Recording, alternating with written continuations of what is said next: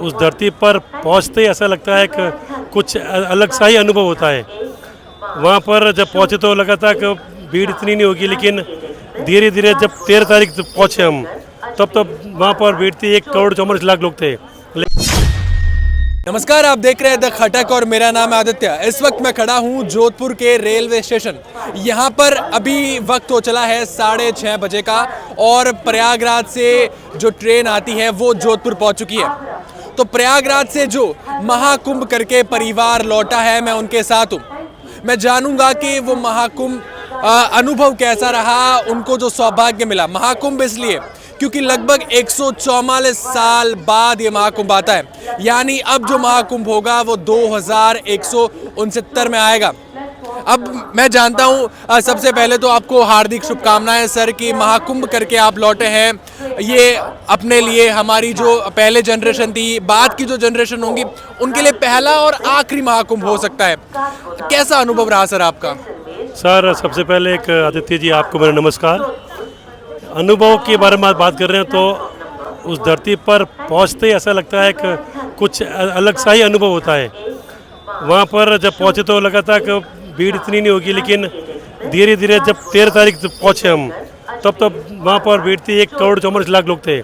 लेकिन 14 को जब महाकुंभ शाही स्नान थी, तब लगभग 4,90,00,000 लोग वहाँ पर आ चुके थे और इतना रस था, इतना अनुभव, आपका अनुभव शायद वहाँ जानने पर ही आपको पता लगेगा कि वाकई हमारे लिए एक माँ सौभाग्य है, सौभाग्य बनी माँ सौभाग्य है।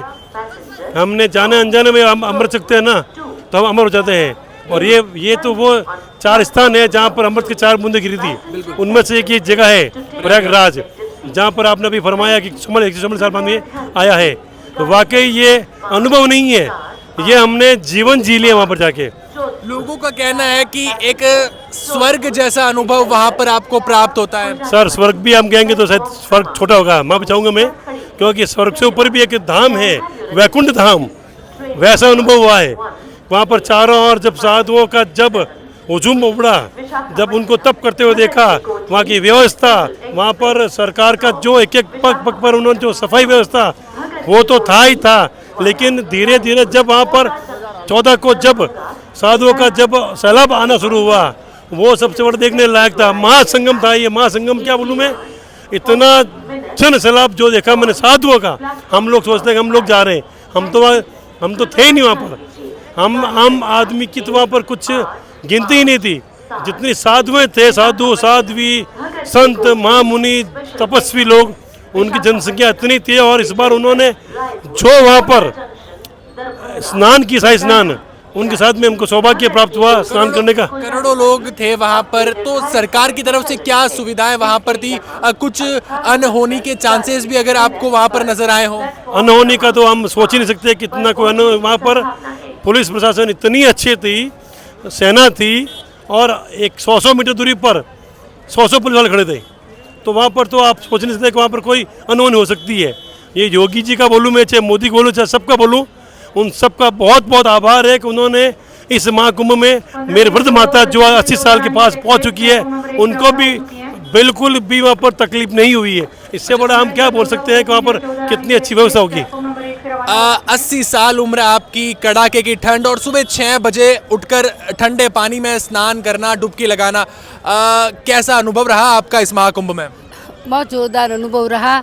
और मैं तो भगवान से ये कहती हूँ कि इस बच्चे जैसा सब माँ को ऐसा बच्चा मिले जो मेरे को ऐसी यात्रा कराई। मैं 6 महीना से मेरे घर की सीढ़ियाँ भी नहीं उतर पाई थी, और ये ठेठ कुंभ लेकर आ गया मेरे को।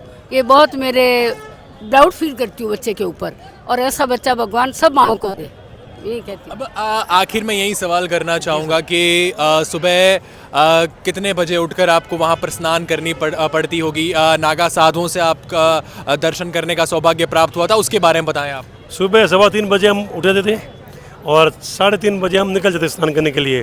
13 तारीख को हमने 3:30 के 4 बजे अपने स्नान की। लेकिन 14 तारीख को चूँकि मकर संक्रांति थी, सूर्य उदय का जो समय था वो 8:54 के बाद था। तो उस समय महाकुंभ जो शाही स्नान थी, तो लगभग 9 बजे बाद स्नो शुरू होती है। तो हमने सब ने 9 बजे बाद इस समय स्नान की। चूँकि नागा साधु थे सारे, उन्होंने प्रयागराज में सुबह 3:15 बजे ही उन्होंने वहाँ पर स्नान करनी शुरू कर दी थी। अब जो दर्शक देख रहे हैं, जो किसी कारणवश महाकुंभ में नहीं जा पाए हैं, उनको आप क्या कहेंगे?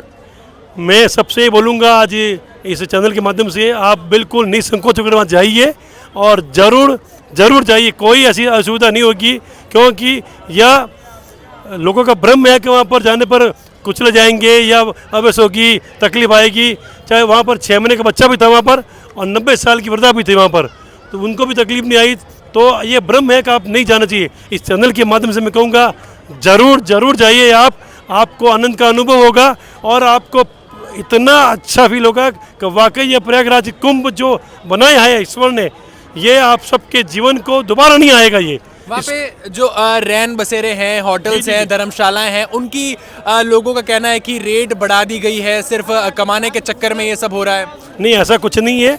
कुछ जगहों पर ऐसा है जहाँ पर उन्होंने अपनी मनमानी हो सकती है, लेकिन जहाँ पर रैन बसेरा है वहाँ तो व्यवस्था बिल्कुल फ्री में है, गाड़ियाँ फ्री में है, व्हील चेयर भी फ्री में मिलती है, और जहाँ टेंट लगे हुए हैं जो जिन के सबके अखाड़े होते हैं उनमें आप जाके रुक सकते हैं, आपको वहाँ पे रुकने में कोई मना नहीं करेंगे। तो ये वो परिवार है जो महाकुंभ का सौभाग्य प्राप्त करके लौटा है, वो महाकुंभ जिसे होने में 144 साल लग जाते हैं, वो महाकुंभ जो हमारी और हमारी आने वाली पीढ़ी के लिए शायद आखिरी महाकुंभ होगा। आप इस बारे में क्या कहेंगे, मुझे ज़रूर बताएं और ऐसी जानकारियों के लिए द खटक के साथ जुड़े रहें।